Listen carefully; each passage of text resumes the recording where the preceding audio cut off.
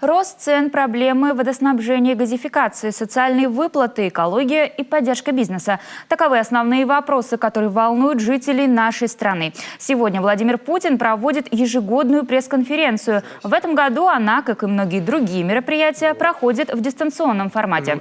Особое внимание в ходе беседы, конечно же, теме ковида. По словам Владимира Путина, система здравоохранения в России адекватно отреагировала на угрозы пандемии коронавируса. В стране удалось за короткий срок выстроить систему подготовки персонала, развернуть производство средств индивидуальной защиты, перепрофилировать медицинские учреждения. Сейчас уже развернуто 277 тысяч коек для пациентов. За время пандемии построили 40 специализированных центров.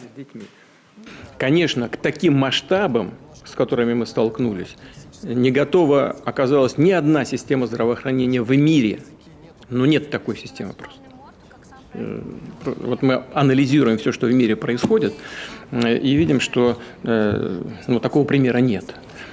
Но есть примеры того, как была организована работа в нашей стране.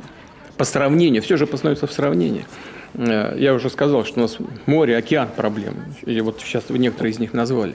Но все познается в сравнении. По сравнению с тем, что в мире происходило, конечно, наша система оказалась более эффективной.